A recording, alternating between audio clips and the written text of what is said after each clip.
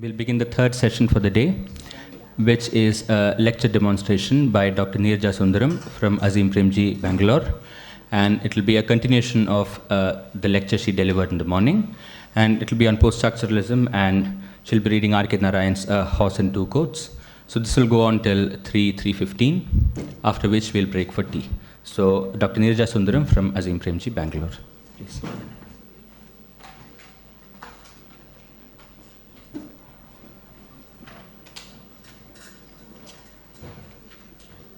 Thank you once again, Atul.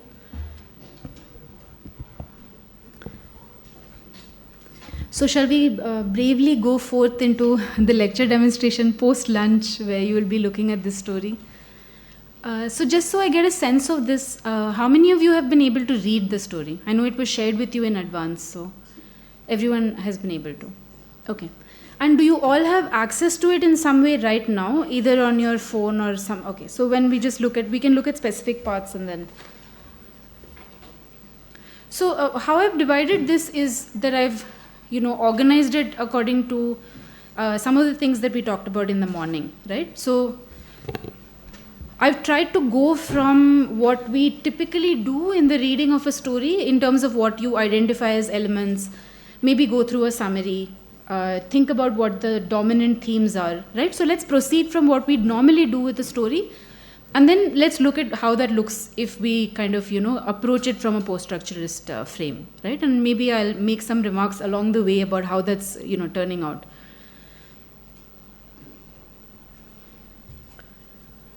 So if you had to list some themes in the story, what would you say? Perhaps before that, I'd like to just have you do a very short exercise, right? So can you try and think of a 1 or 2 sentence summary of the story?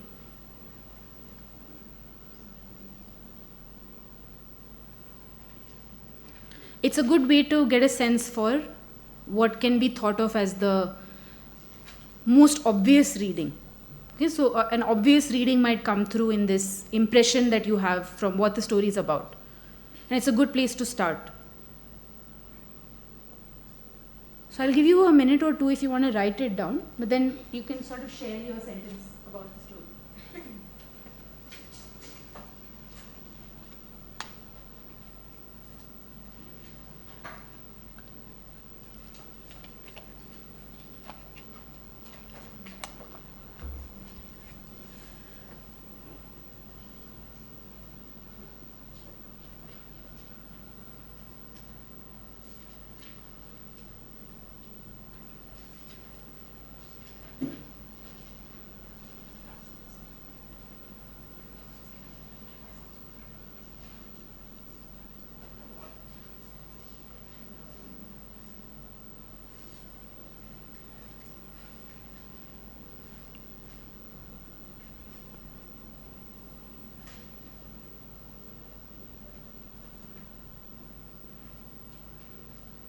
I mean, if you want, you can also think of it as a kind of catchy headline that you'd write if you were going to summarize the story, before you went on to write a review, right? What kind of catchy headline would you write?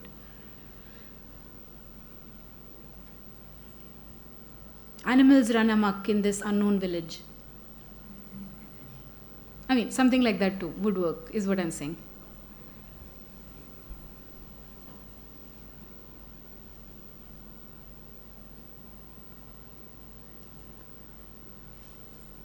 Okay, anyone ready to share their 1-line, 2-line summary of the story?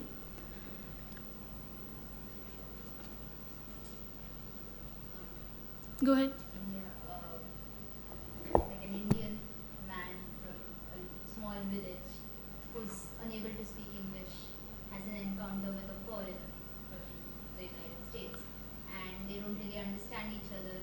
They're trying to communicate, but their persistence is very interesting, I feel, the foreigners especially, because he really wants to communicate and wants to find out things from the local guy. And what happens is that they end up having a very disconnected sort of dialogue, and a sale happens which wasn't really supposed to happen. Okay, excellent. So let's count that as 3 sentences. Okay, going forward, you guys can tell me if you want to add something to this. So I hope everyone heard her, right? So there is a sentence involving a person. So we started with this character, right? So someone, a man from a small town or a small village who can't speak English, right? One sentence involves this person from this kind of background. So we've set up a background for the story, which is rural, small town, definitely not a big city, and we've set up a kind of person who cannot speak English very well. There is another sentence involving the person who is met. There is a foreigner, right? The foreigner is persistent, right? We got some information like that about the foreigner. We haven't yet got that about this other character who can't speak English. And then there is this additional information about the sale, right? And also miscommunication, right? So just keep these in mind. So these are the things that are coming up as very visible markers of what's going on actually in this story. Do you guys want to add something to this? Remember, right now we are collecting what we are thinking of as very just meanings that are hitting you sort of immediately, right? You read them and this is the impression that you had. Sorry, someone was... I wrote just I was sort of a catchy title, something that I looked at it in the first place as iconic miscommunication. The title would be miss in brackets, I got the idea kind of because we talked about wordplay. So iconic miscommunication via the East-West encounter ironically brings in luck to a simpleton Indian village. Very nice. So some additional layers here about some devices. So there's some, so there's an information here about irony. Let's talk a little bit about what, if there is something ironic that happens in the story, and then an East-West encounter, right? So more information about the encounter, about irony. So some more stuff about tone and style. Anyone else wants to add to this? Do you feel like there is information that we are missing basically about the story? So, who owns the statue? Hmm. Ownership and worth of an artifact. What is the goat's worth and what is the statue? And who owns who? Very good. So there's clearly some kind of... There is actually a constant return to exchanges. Okay? So what is there an equal value being established between the things that are being exchanged? We can tie it up to the irony and say maybe what's ironic is that they were things that were not obviously of the same value, and so no way they could be exchanged, but they did, and so that's what's funny, or that's what's ironic. Anyone else wants to add something at this point? We can also move on to themes. Sorry, we can move on to themes as well. Spaces like where the Huh. statue is situated and the distance from the village and looking at how the spaces are. Okay, good. Let's list them. So there's spaces. So you listed the village, okay, and the space where the statue is located. Are there other spaces that we are missing in the story? What other spaces are mentioned? Yeah, The big house. There's a big house, right? It kind of functions as a nodal point for geography in the village. A bunch of things can be supplied from the big house. Good. What else? Are there other spaces? I think the big house is juxtaposed against his own house, the villager's own. Okay, so his own home as well. Okay. Adding to this, I would like to say that the main character's own house, like you said, is located at the outside of the village, we can say. So it also kind of represents the caste hierarchy. Okay. So is there, so I thought that there was a mention of 4 streets related to the big house. Is his house outside the village? I wasn't sure if I remember that from the story, but you're right about saying that we get a map of the village, right? There are streets, there's definitely a hierarchy in who lives on those streets, right? And they're all in relation to the big house, not as important. Okay, so it's true. We do have ways of visualizing the space. Different schemes are introduced to give us a picture of the village in our mind. One last thing I want to add.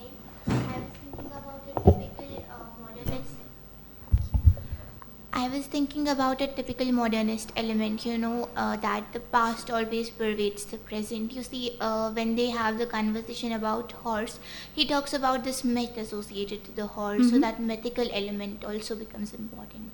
Okay, so let's return to some of these things at the end of the themes we've listed. Okay, the myth is, you're right, an important element in the story.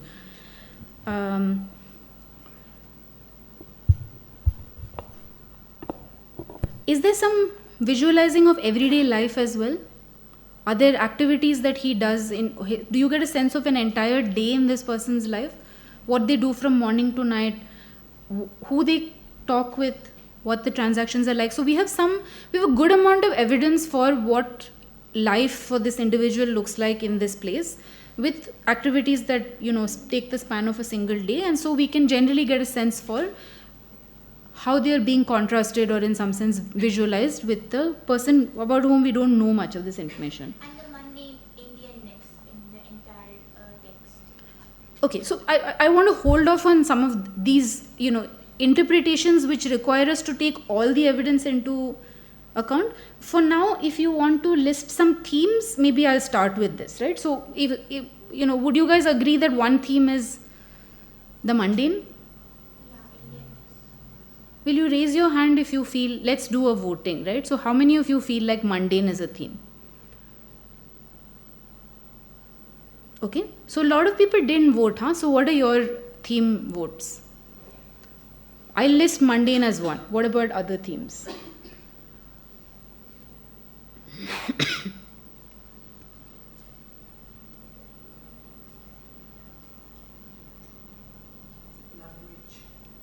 Okay, very good. Language.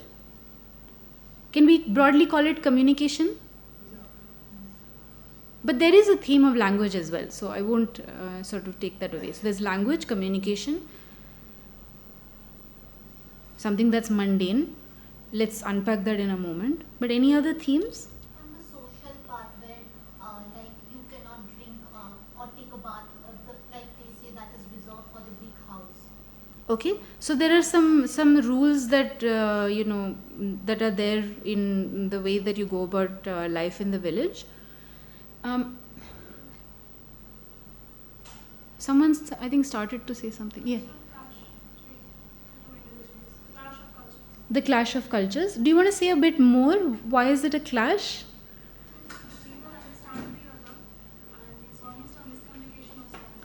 Okay. So can we add that as one of the things which we are saying is an obvious impression, meaning that there is a very kind of irreconcilable difference between these two individuals, right? The story at the surface is kind of saying, look, these two people cannot understand each other, right? East and West, never the twain shall meet. There's a bit of that going on. I've listed a few of these that I thought are things we can come back to. There are many, okay? So please don't go away from this feeling like these are the only themes you have to take away from the story. But I've listed them because they allow us to talk about a lot of examples in the story, and we can come back to it at the end of our lecture and just see if we can revisit these via the lens of post-structuralism, okay? So there is definitely something in the story that's going on regards to value, right? Many of you mentioned that there is an exchange involved. Commodities are moving in different directions. People are being evaluated for whether this is the right or the wrong way to have gone about an exchange. There is credit being given to someone, right? There's also a lot of play of stories and memory. Do you remember when this statue first came here, right? Who made it? Do you have an idea of the story about this statue? The narrator's age is something we never get to know, right? There's a lot of worry about, does he remember it? Other people keep telling him how old he is. Am I really 70? I'm not sure. So there's a lot of playing that's going around with memory. Memory doesn't seem to be terribly reliable, but we definitely get a sense that memory is important, right? If someone remembers you owe them money, you're not going to get any more credit. Okay, so memory serves different purposes in the story. And stories are important in the village, right? Are stories traded in the village? Is there a gossip economy? Right? So there are people who've been cuckolded. Everybody trades this information, right? I want a little bit of extra rice. Let me tell you this juicy tidbit about my neighbor. Okay, so there is a lot of, value that stories have as well, but generally stories that keep coming up again and again for filling in details about the past, understanding something about someone's perspective. Communication, many of you brought this up. There's communication and there's a fair amount of miscommunication. So it's hard to say what's going on, but that's definitely one of the themes here, right? People are very earnestly trying also. I like how we started, where there's a persistence, right? One doesn't give up. One knows that in this context, the language is not, imagine the conversation got to a point where someone is saying, it sounds very nice, so keep talking to me, right? I'm not understanding what you're saying, but I like the sound of the language. There's a lot we also learn about social units and roles. Many of you have pointed this out. There's a big house and then there are smaller houses. There are roads aligned with your position in the village, right? Within a household, there's a husband and a wife, right? That's one small social unit that we encounter. And there are specific roles that they play. There's a money lender, right? There's someone who, there's this man, Muni in the story also in some sense is a keeper of moral value, right? And so he has this various, in his mind, he's sort of saying a lot of the old man perspective of, oh, what has this world come to kind of thing, right? So there are different kinds of roles people play, definitely related to age, related to gender, and possibly related to caste as well. So I thought that we could try and do what I said in the morning post-structuralism achieves with binary pairs, where you have a binary pair whose division is seen as not very clear, right? You are demonstrating. So the work of the criticism here, or the work of the analysis that you're doing, is that you're showing that that particular visible hierarchy or that visible opposition is not easy to hold, because there are a lot of porous boundaries between those two states or those two worlds. At the same time, you're also demonstrating that one aspect of the terms are likely to be privileged, right? So if in the story you have someone who's in debt, right, and someone who's giving credit, there's a clear hierarchy, it seems like, of who is, losing out. So we're going to do that work of trying to locate some of these binary pairs in the story. Are there like these broad binary pairs? And then is there some kind of way in which these two are hierarchically arranged? And then the really important aspect of it, right? We have to reach a place where we can see that these binary pairs are constitutive. Remember, we said that the task for us is to find some kind of disorder and some kind of lack of stability in the way we make sense of these opposites, right? Or these binaries.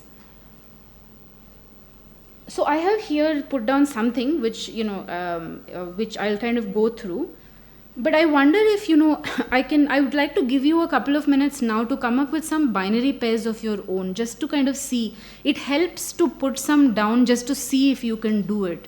Otherwise, you can, I think, find it difficult to make that unit of analysis. So I've got one here, which is the village and the highway. And I can sort of explain how I'm thinking of the village and the highway as a binary pair, because I'd like to think of one as perhaps marginal, right? And the other one is central. You can think of other things. One is isolated while the other is connected. Things like that, right? One has these tractor ridges, and so you can't easily make your way there. While the highway is, the whole idea of the highway is that, it's easy to access, easy to get on it. You can make your way through it very fast. A motor vehicle, which is an important element in the story, can make its way very fast on a highway. So I'll just give you a couple of minutes and let me know what kinds of binary pairs you come up with. Remember, you're looking for very broad categories, okay? Like really broad categories. So in the story, just pick one or two. You don't have to list many. What strikes you as an important binary pair in the story?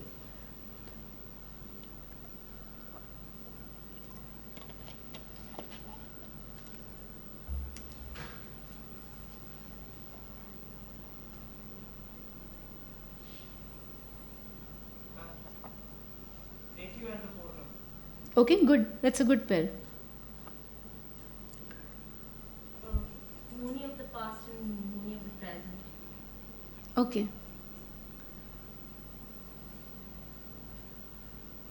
Emasculated villager and assertive foreigner. Okay. Big house and mini house. Okay, big house and small house.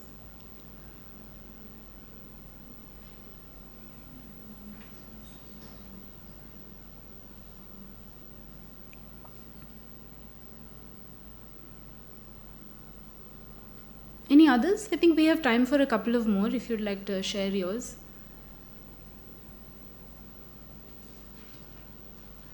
Somewhat similar to what you pointed, the rural versus the urban. Rural and urban. Okay. Yeah. Also living and non-living, and which has more value. Okay. People and objects, maybe. Something like that.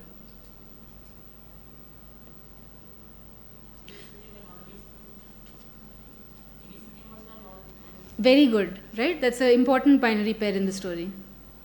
And and the story actually does something very interesting with that. So I want to talk a little about English speaking and not English speaking. So what I'd like you to do in your binary pair that you've identified, pick the one that you feel is privileged right now, right? And let's see later when we think about it what happens. So with English speaking and not English speaking, what do you feel is what is in the story, what does seem like the better one? What would you say? What is seen as the better part of the pair? The way Narayan puts it, because he always likes those ideally, I would say the non-English speaking. Okay, so there seems to be some privileging of the non-English speaking. Okay. But on economic basis, the English speaker, he has 100 rupees lying around. Very good. So there's equal evidence to see that English speaking has value, right? I mean, there are stories about what it means to speak English in the story. So let's look at this, right? Native and foreigner, what is privileged? Foreigner, on what basis? Why is the foreigner privileged? Just the sense of being exotic that the aura he carries, the sense of being exotic and kind of imposing to others we see in the story. Also, he has power and the means to buy something that the villager does not. I mean, there's something very big about being able to drive down the highway and then feel like you can take a piece of the highway back to your home, right? So here's what I want to say just about this little bit, right? So for those of you who feel like you're not following what's going on, what I would say is this, right? If you have identified a binary pair, take a look at it, and then think of this aspect here, right? If you had to argue for one part of that binary pair being privileged, meaning the story makes it sound better, try and think of reasons why that happens. Now, what post-structuralism shares with many of its literary predecessors, like for example formalist criticism or new criticism, is that it pays very close attention to the text and the language of the text, and so you're always going to have to go back to the text for your examples, right? So we're not doing an exercise entirely with abstraction, right? We're not abstracting in real life or right now what is kind of better or worse. We're doing this in the context of the story. So try and ask yourself if you can come up with 2 or 3 instances based on the story why one part is more important or seen as more important than the other.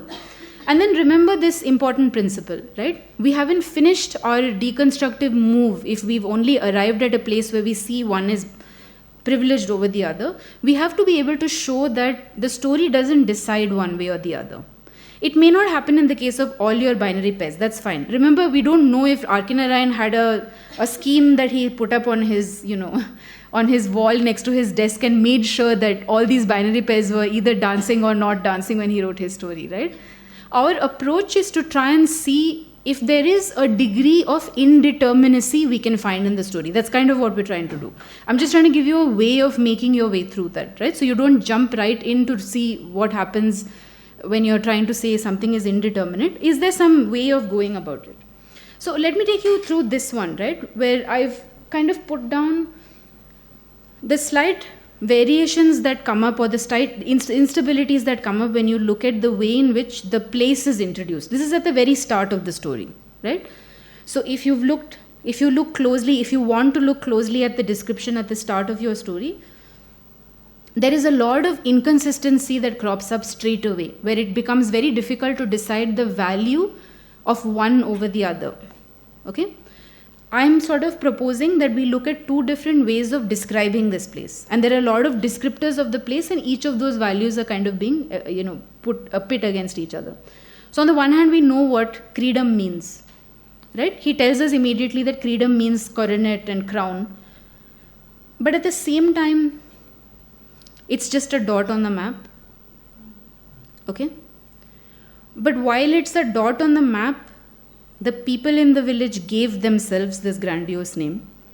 So they're clearly, powerful enough in some sense, or it's important enough that they have given themselves this name, right? So from the perspective of the village, this is a name that's very grandiose, very important. From the perspective of the district official or the revenue official who's going there for tax collection, it's just a dot. However, if you think from the perspective of, revenue collection, it's a job you have to do, right? You have to visit the village to collect revenue.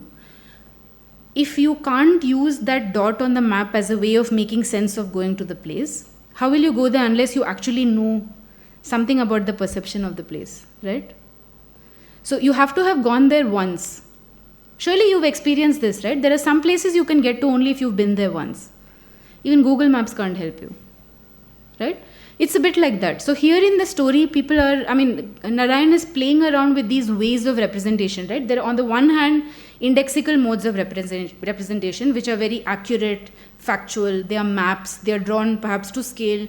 They are, giving you very kind of objective information about these districts and how they kind of, appear on the map vis-a-vis, the government. But then there are also these set of things that you will only find out if you go there. So there's a lot of contrasting of universal and local knowledge. But if you think of the reason why you have to use that knowledge, it's quite difficult to separate the two. It seems as if you actually do require both. A revenue official cannot make his way there, especially, he may not choose to go in a motor car, but he certainly can't make his way into a place which has bullock cart tracks on the ground unless he's been there once and knows what the locals are like and in some sense understands local lore, right? I thought that we could also look at this pair, right? None of you mentioned this, but there is one very obvious binary pair of the husband and the wife, right? Here again, you find that it's not quite so easy to decide on who is an active person in the story, who is passive, right? There's not a very clear hierarchy. Commonsensically, superficially, if you were to look at it, what would you say? There are a lot of readings of the story that say that Narayan represents a patriarchal system, right? Would you say that it's a patriarchal system that you see in the story? In some sense it is, in some sense it is. If you look at the rules, it is kind of patriarchal, but then if you look at the way the wife is more aggressive kind of than the husband, so that way it has defied certain norms of patriarchy, the hardcore patriarchy. Let's do a bit of hand raising, right? So how many of you feel like there's something very traditional about their marriage? There's something very traditional about the marriage, about the way that they interacted with one another. So can you give me a sense for what some of these traditional things are? Maybe, would you like to? You don't have to, but. Yeah, if you want to. I felt that it was an arranged marriage because he mentioned that they were very young when they got married. Very good. Yeah, very good. There's definitely a bit of no agency there, right? And applies to both of them. So that's interesting too, right? No one is forced, but they both don't have a say in it. In some senses, they're both victims of the structure. So that's definitely made quite clear. Are there some other traditional aspects to the marriage?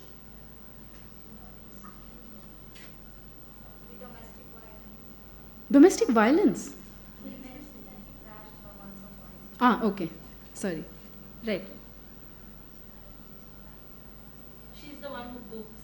She's the one who cooks. Very good. So there is some gender division of labor, definitely, right? Very straightforward. They have different roles in the house and they do different kinds of things.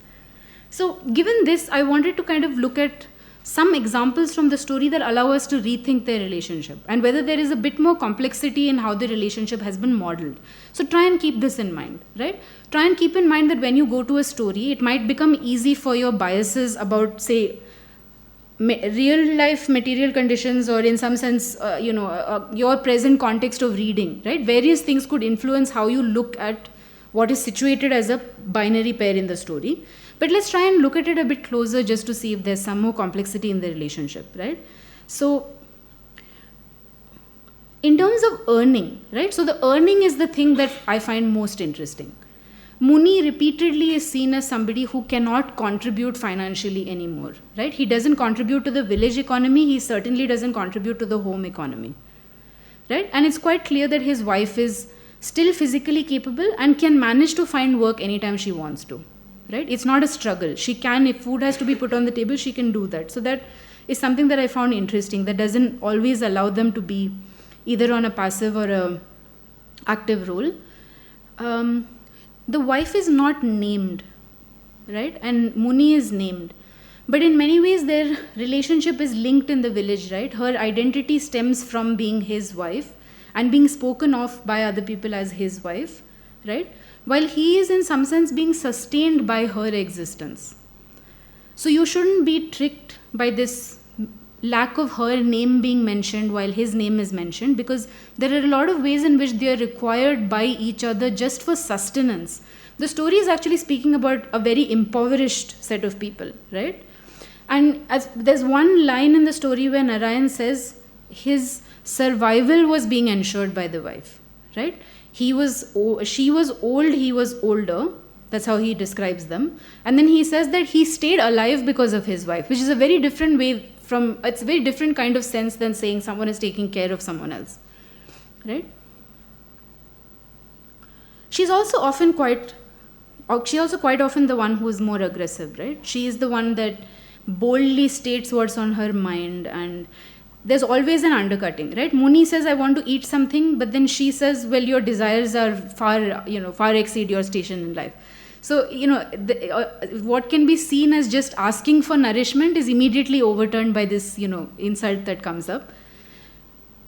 He is often the one who has to do some supplicating. By supplicating, I mean he has to spend a long time outside the house to make sure that he comes back and she's in a good mood, right? So he does a lot of work to make sure that she's in a position to continue to support him.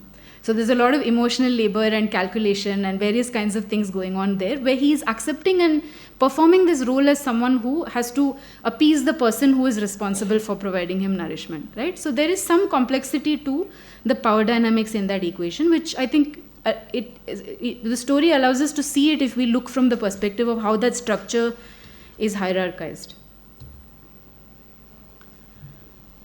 So I've listed here some other systems, some other kind of binaries that differ meaning. In the sense, these are other binaries in the story where there is no determinacy of meaning. There is no finality with which the story says this is how credit systems work in India, right? Post-independence. It doesn't say anything final of that kind, right? It models some type of ambiguity in these kinds of things.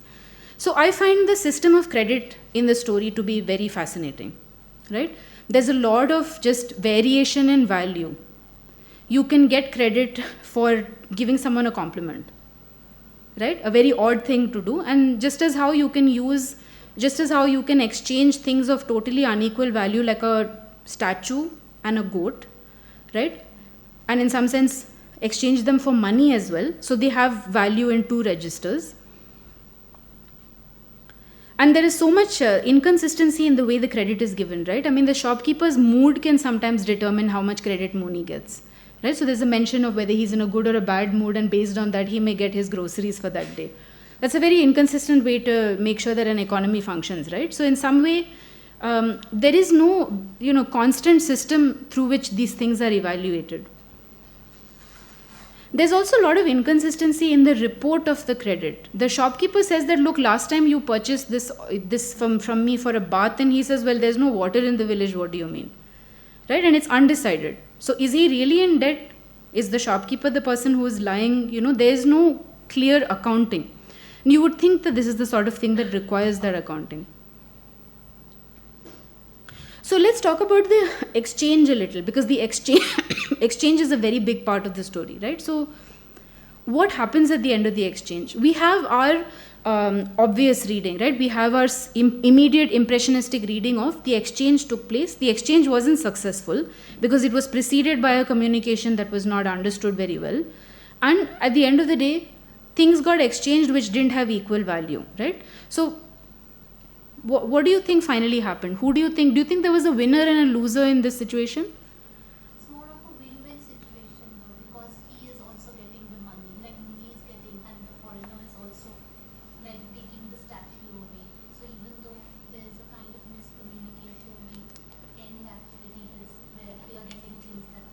Okay. So does anyone have something either to add to this or a different sense? How many of you think it was a lose-lose situation?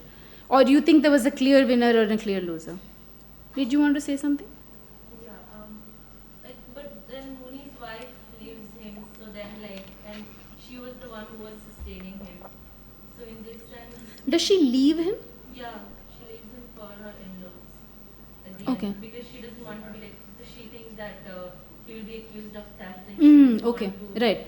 be in Right, so there is some indeterminacy in the ending, right? So it's not quite clear. I mean, there's no rejoicing or some jubilant thing at the end that, okay, so I've outwitted this red-faced man, and, the outwitting of the red-faced man is not necessarily something the story celebrates, which I find to be quite ambivalent, right? So here, my reading of the situation was that, on the one hand, it appears as though Muni has gained something, which he never even tried to. Okay, he never intended to do any kind of exchange, but then he assumes he's selling his goats and getting some money, but then it kind of looks like he got money for free, right? But he's so embedded in the village economy and structure, and remember, throughout the story we get a sense for what it means if someone is isolated. So someone started by saying he lives outside the village, but there are a lot of social isolations that he faces, right? He's someone who is now known to have no money. He does not make eye contact with anyone while he is walking, right? He feels terribly afraid of khaki, right? He feels like if someone wants to find me guilty, they can. It doesn't matter if I did something or didn't do it. So in that kind of tenuous, vulnerable situation, it seems like having some, element of doubt about whether he could be a thief, right? And a clear exchange hasn't taken place. No one else knows the statue has gone. He has ended up with some money, but the goats also returned. So in some ways, his situation is unchanged. He's still that man with his goats, and in the village, he is going to be known as the person. I mean, what's his difficulty going to be, right? He just has 2 goats. He has no children, right? And he's not able to do anything productively. So his productivity in the village, the way he's valued in the village, doesn't change in any way. So to me, that's interesting, because while it looks as though there is value exchange, it doesn't quite happen. Here is another interesting one, right? The very obvious difference. Like, remember we said in the beginning that the red-faced foreigner, Muni, this situation of East and West seems irreconcilable. But there are so many things that they share. Okay? There is complete absence of communication, a complete inability to talk about what's really going on, and yet they share a lot of similarities. Can you tell me what they share? Smoking. Okay, they share a love for tobacco. What else? Ma'am, the communication was successful only once when there was economy, when there was a physical evidence of a note involved. Very good. So they both recognize this, this system of exchange. Good. What else? Do they share other stuff?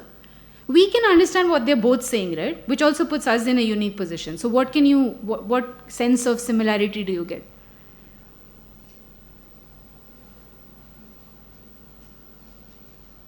Is there anything similar about their circumstances?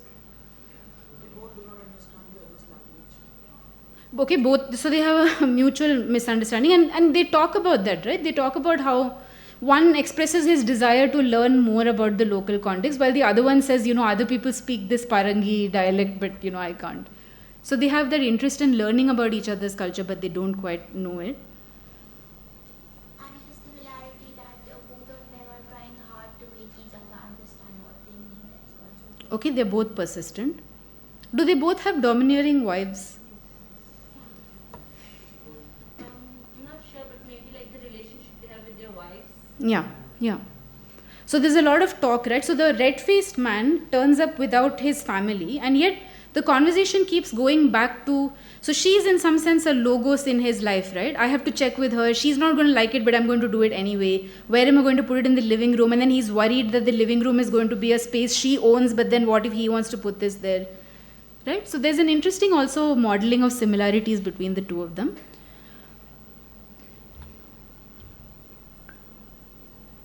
What I'd like to propose is that if you have identified binary pairs, to try and see if you can do something similar with them, right? Try and see if the similarities between them can stay constant given the amount of evidence you can find for the way those are described in the story. Does this make sense at all? At least through these examples? A little bit. Let me kind of list a set of things that I think might be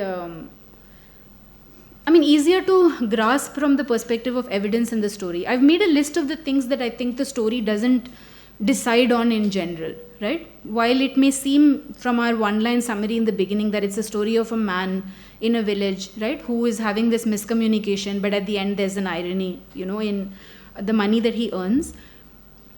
There are a set of things that are undecided, right? Like, we don't really know if Muni lies as much or is a thief, or if he really is so much in credit in the story. We don't really know, because it's never decided. There is that one exchange in which the shopkeeper says, I remember, but there's no one else who's really keeping track in the village, right? Muni's age is something that very interestingly only comes through with physical signs. He's not able to get up and run very soon, right? So there's evidence of that kind, which is also contrasted with evidence of a kind which doesn't exist, like his records, right? Even when they got married, they didn't know what age they were. So at no point do they really kind of reveal what his age is. There are a lot of inconsistent uses of descriptions and language too. This one struck me as particularly interesting, where his fortunes declined gradually without notice. How is that possible? How is it possible to know the speed or the rate at which something declines when you're not really noticing it? Right? So there's again there a nice kind of intersection between how you monitor your own finances and how your value in others' eyes, or the way you're evaluated in the village, could kind of determine how you're doing financially. The statue's value is something that goes all over the place in the story, right? So for the irony in the story to work, we'll have to assume that the statue is something really valuable. Okay? But the statue's value is very disputed, and it's really kind of inconsistent through the story. And here are some of the ways in which Narayan does that, right? So he talks about the enormous, the mustache of this man, this soldier, this rider, right? It's spoken about in a very grand way. But then immediately there is a mention of how no one really remembers when it was made. Now, antiquity for a statue can only be established if you can correctly determine its age, and if you can also determine some kind of, hereditary, movement from an artist, right, or a sculptor. None of these details are given about the statue, right? For all you know, Muni may have made up a set of stories about it, which is the only access that the red-faced man has to it. He kind of gives us this long, so this is one sort of place in which intertextuality comes in the story, right, where he says that this is our guardian and means death to our adversaries. Do you remember this part in the story? You know what I'm talking about? He's talking about the Kalki avatar.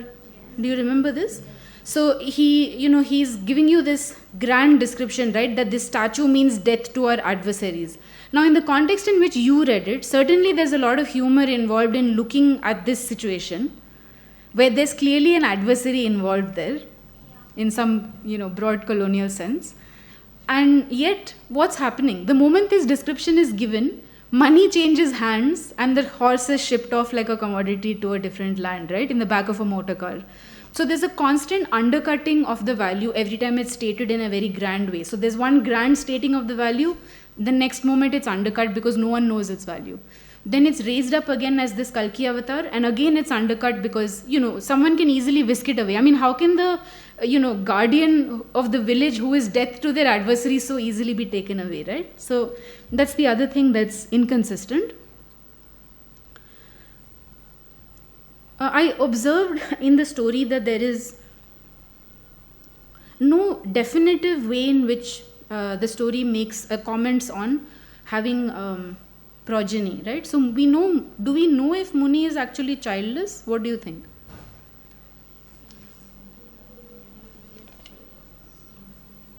Now you're looking at the slide, it says inconsistency, gaps and silence, and you're saying, I don't know, maybe not. What was your first impression? Does he have children? Does he not have children? He doesn't have children, right? Many of you are saying that. But there is an interesting way in which the story talks about what children mean. Okay, when do children come up in the story? At the time of speaking about debt. right? Who is this daughter who's going to send you money? What do you mean? So children are also in some sense there just to inherit debt, right? So their value is determined through their ability to take on generational debt. At the same time, it's very narrowly defined because Muni feels upset that, look, why can't my nieces count as my daughters? Actually, my relationship of affection with them should make them my daughters. So he kind of questions the structural sanctity of the family bloodline that kind of means property passes but also debt passes. And he says, well, why not? I love those daughters, like those nieces, like they were my own, right? So there is that lack of finality on whether or not he has children, right? Because for him, having a child does not mean the same as what it does for the shopkeeper. Okay, so we return to our themes now. I think this is the end, I think, of what I wanted to say. Yeah. So we return to our themes now, okay? And try and remember what we said about these themes in the beginning. We said that one of the things that's happening is the story talks a great deal about value, but what have we seen when we examined it through a post-structuralist lens? We saw that the value is actually never determined. Value itself as, as a thing is seen to be very indeterminate, right? It's always shifting, it never settles, okay? Credit is given, but in no formal recognizable way, okay?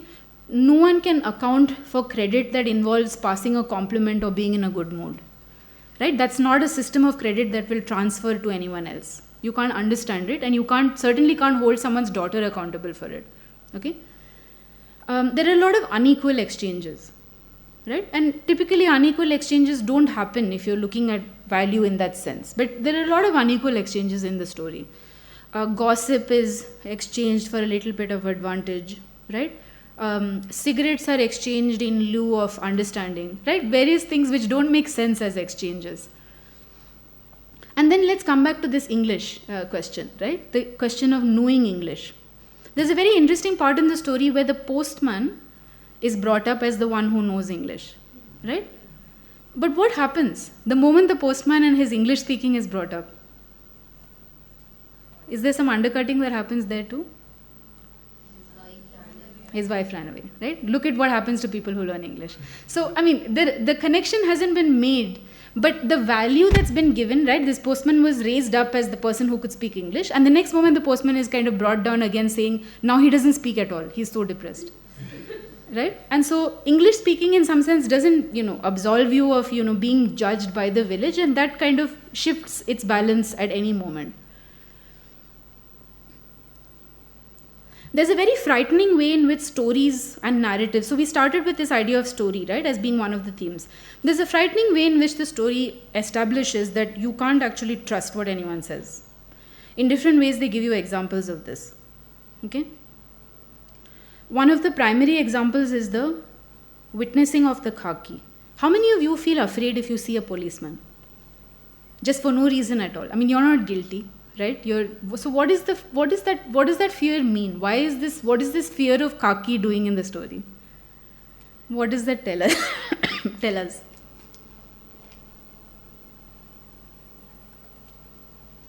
And what is Muni's fear? Why is he kind of, moving around, shifting in the beginning? He doesn't want to talk to this guy. Because of his reputation, he's notorious for being a thief, perhaps. His notoriety, okay. Also about his class. His class, okay. He's also scared of being suspected for the murder. I mean, he thinks that the guy is investigating the murder. But you're all assuming that policemen are so horrible that they'll kind of just look at someone from a lower class who can't speak for themselves and just listen to other people's stories and arrest them, right? Yes. Okay, so let's not comment with finality on, whether or not we have a corrupt justice system, but try and think of what the story is saying about the uncovering of justice. It seems to be quite normal for Muni that no one will bother to find out what the truth is. So the truth is not at all valued in that equation. Right? He says that any of these slanderers could say something and anyone will believe it, which means that all it requires is for someone to say something for it to become true. Okay, which is an interesting way to kind of look at that relationship of stories and memory, right? A lot of things are not remembered And yet all it takes to destroy someone's reputation is that one word or line. I mean, Muni is also quite powerful. It's not as if he's totally passive in this way where he is, accumulating all of this slander. He's happy to use the postman story when he wants to, right? So he furthers that sort of gossip about other people as well. So everyone can participate in it. He gossips and is gossiped about. And is gossiped about, right? So there is that constitutive way in which we can make sense of stories and memory, right? So even fiction can take on a shade of truth. If slanderers can make someone guilty, then the shopkeeper's story about, Muni and his credit can also be true, right? While at the same time untrue. So there are a lot of things that are reported and remembered, which all of which come under doubt if you start to think that stories actually aren't to be trusted. Communication in the story doesn't happen for any of the reasons we believe one communicates, right? In various ways, there are examples given to us that it is about how something sounds, right? Not about what you mean. And it's often done because you're not so... Think about the shopkeeper and Muni's exchange. It's so instrumental, they're chatting. They don't start by saying, how are you? How is the weather? Right? I mean, it's like a conversation where you meet and then the business is traded, right? A story goes this way, some rice comes this way, insults fly this way, and then you decide what you want to do with the insults, right? So very kind of instrumental conversation. It's not happening to necessarily aid understanding. It's often not equal also. Social units and roles, they're not always stable, like we saw in the case of the husband and the wife role. Like we also saw in the case of the role that you have in the village, right, with regard to your financial status. So Muni starts off with a time in the past where he was given cigars or he was given, things for free. And then a period of time when everybody in the village knows that, okay, his fortunes are on decline, I don't want to give him anything.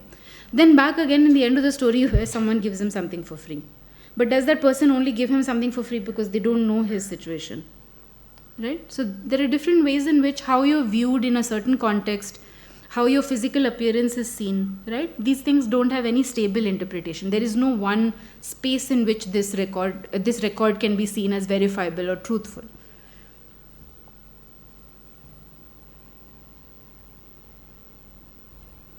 So do you have any aspects of the story that you found interesting that you feel we didn't touch upon that you just want to talk about? Do we have time, Atul? Maybe 5 minutes? Yeah. So does anyone want to talk about some aspects of the story which you feel didn't get covered but you think have a interesting element to them through a post-structuralist lens?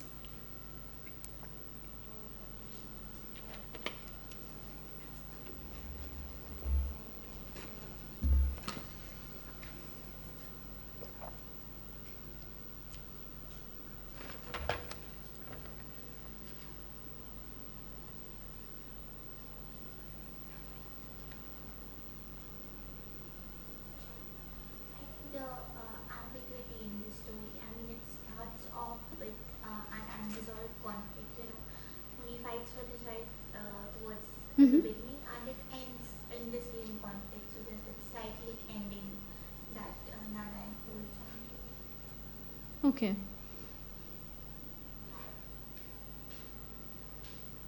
Ma'am, the idea of what we do consider like Muni is supposed to be poor or something, but then you have like he's a plethora, a bank of knowledge of Indian mythologies. You have philosophy to discuss, you have questions to discuss, but in general context he would not be considered a man to hold any kind of value. But then he has like this whole knowledge system in his account, which is interesting, I think. Yeah. In general, I think that masculinity is evaluated in interesting ways throughout the story. It's always shifting. From the statue, the soldier with the mustache, and then Muni too. And it's true, he always has a lot of things to trade, even though he cannot always purchase whatever his wife wants. Okay? Yeah.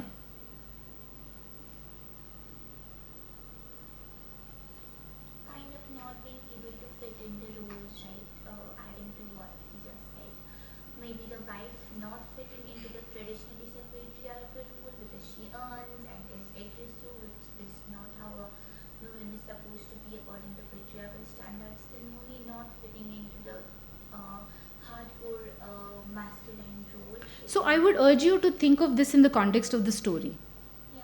Okay, so the typicality of it, how typical it is for a person to behave like that, it's better to see it in the context of the story for this analysis.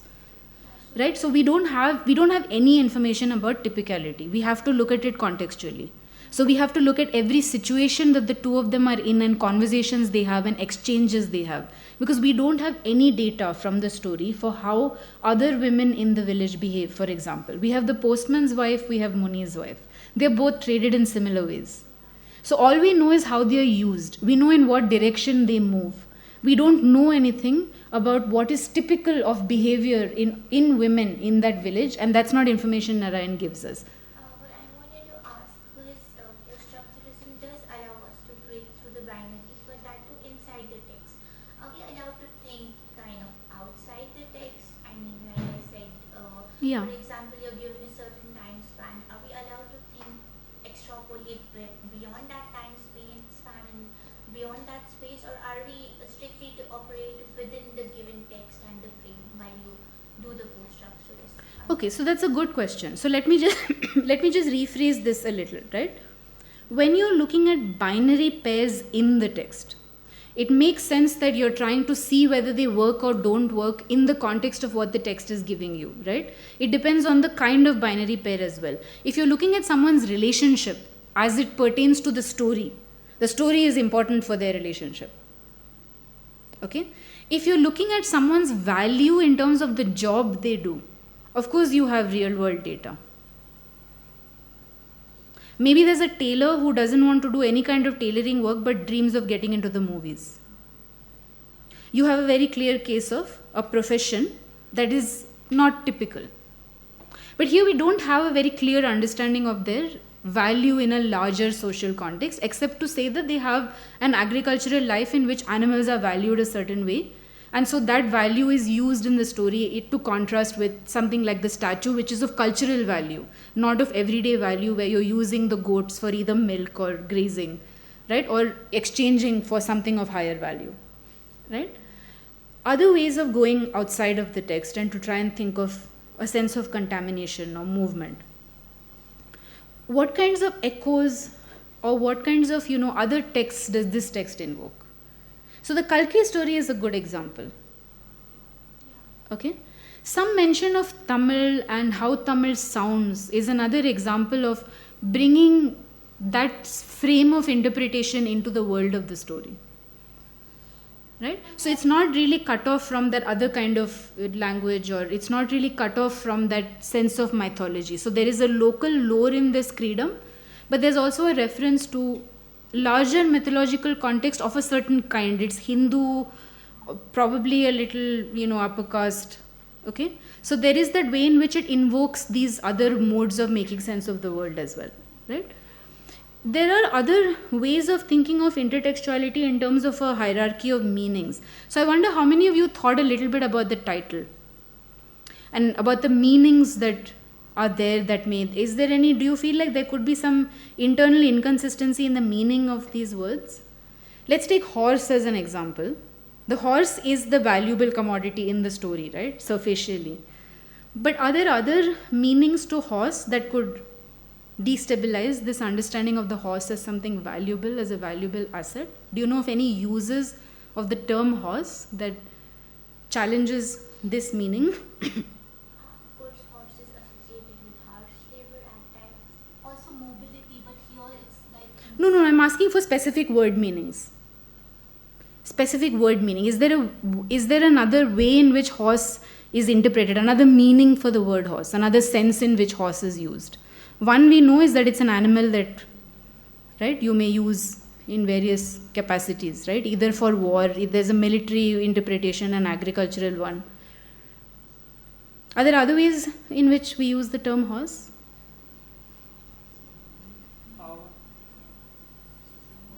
Strength, it's true.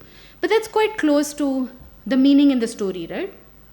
If the horse indicates power, then there is that sense in which it has a lot of value. Have you ever come across the term horsing around? Right? Some of you may have thought about that. So there is that absolute silliness that comes into the equation if you think of other interpretations or meanings of this term. It's the same with goat also, by the way. Right, so the goat has very odd kind of senses that all inhere in the term goat. So it's not always the thing which is of lesser value. Right? It can also be used as a sense of a fool. Interestingly, in the story, it can be used in the sense of a scapegoat. Okay, there is a search for the scapegoat in the story, right? And here, the goat kind of moves around in this economy of the story as a scapegoat, right? But also comes back in some sense unharmed. No exchange happens. So it's often used to substitute for other things, and then it comes back. The goat also gives the sense of a man who cannot rein in his sexual appetite, right? That's one interpretation or one kind of meaning of the term that comes in at some point in the term's history, which is also an unusual thing to bring to the story, right? It changes a little bit of what we think about the goat and the horse, and the fact that largely in the story, men are making transactions with one another. Okay? So this is one other way in which you can go outside binaries that rely on story descriptions, where you can try and see what larger structures the story inhabits and interrupts. Word meanings is one, as we saw in the morning, with culture and pharmacy and gift. And another possibility is the other kinds of texts, mythologies, specific writers, styles, and things that it invokes. And it kind of invokes Amitabh Ghosh's in an antique land as well. Like, Okay. For the miscommunication part, like there are certain similarities. Okay. When he talks about the circumcision ceremony and he cannot describe it to that person. So those miscommunications. So can you raise your hand if you've read a story that's set in India that involves something funny happening between an Indian and a foreigner? A cultural encounter of some kind. No one's come across that. I thought that was a very common theme. I mean, I would say it's a common theme. A theme of, encountering someone with whom communication is difficult, right? Could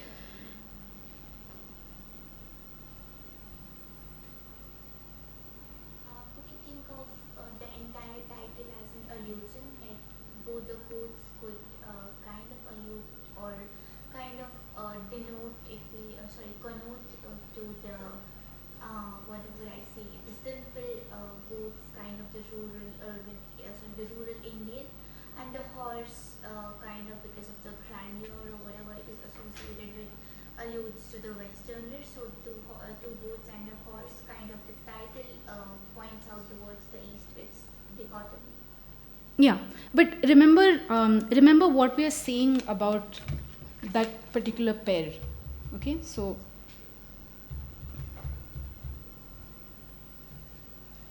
we want to be able to see that they participate in each other. We're not leaving the story with the sense that the East and West are irreconcilable. We want an example, or rather we want to be able to view that contact as one which has a lot of similarities, as many differences as it does. You want to see as many similarities as well, right? So we're not looking to separate them. Remember, we're looking to combine them and demonstrate that in some sense they influence each other. Does that make sense? And also the thing about we cannot pin it down to any particular genre. It's more like it's comic element. Yeah, There, yeah. It's kind of comedy and also a little bit of tragedy. And also when we think about goat and how it's related to tragoidia, so like there was this the goat that would be sacrificed in the Right. festival, Mhm. for Yeah. the goddess Dionysius. So if we think about goat, and it's a little far-fetched, but also thinking how it is related to that element of tragedy and that tragedy which is latent, but then the title itself sounds kind of funny and the exchanges are also kind of funny. So I'll just sort of summarize that for those who may have been listening and trying to note it down, just to, if you feel like you have a meaning that you've encountered that participates in your understanding of the story in a very different way, reread the story via that meaning and see if it finds a place in the text. Remember that the question should not be phrased in this way in terms of, is it okay to do something here? Because remember, what post-structuralism is enabling is to have that one reading, that impressionistic reading of, oh, this is a story about a guy who got mixed up. I mean, some of you might be feeling very frustrated and saying, this story is about, an exchange gone wrong and it's funny. Just move on, right? Why are you wasting all of our time with this kind of, beating of the story with this frame. But that's precisely the point with post-structuralism, that you have the impressionistic reading. It definitely finds a comfortable space along with the reading which then could even contradict the other one. That's perfectly fine, right? You're looking for an equivocal text. That's how they describe it, right? That's how Hillis Miller describes interpretations that are post-structuralist. They're equivocal rather than univocal. You don't have that one meaning that seems obvious or that seems right or that's absolutely the only way in which you can show that this story means something. There are ways in which other impressions that you have based on the meaning of a word, based on what you remember of a certain figure, right? That can also come and interrupt the way the obvious meaning expects you to read the story, right? You may have read it absolutely without any sense of the goat introducing this kind of sense of, say, an element which is not comic, right? But then once you have that meaning, it does something or it disturbs in some sense your other reading. But they don't necessarily have to be. One doesn't have to push the other reading out. That's important to remember. I'm sorry, just one last question. Don't be sorry. We talked about this when we were just doing the theory part. We Yeah. talked about the implications. We talked about locating a center that sustains. Right, absolutely. Yeah. Where exactly was the center while you did all of this? So I can tell you that the center had to do with many of these examples. So one I can tell you has to do with not really being able to locate a center for value, right? Because only when you're able to locate a center for the value will you be able to decide on things like, is Muni in credit actually? Is he really in debt? Right? Has he actually gained something? We don't have a clear system for establishing that. We don't know how to determine the horse's value. So we don't know if he got the right amount of money he was meant to get for that. So that's one way in which our reading interrupted any, common system of value there. If we were to decide that Muni did in fact gain something, then for us, the logos would be that that horse, just because the foreigner thought it was valuable, is valuable. Does that make sense? So in any of the lists, so even in the list where we have inconsistencies, gaps and silences, right? This whole list actually interrupts centers because it doesn't commit to any one way of ordering meaning. So for instance, his age, not knowing his age is because we're not able to commit to what is a system of recording his age that is most credible.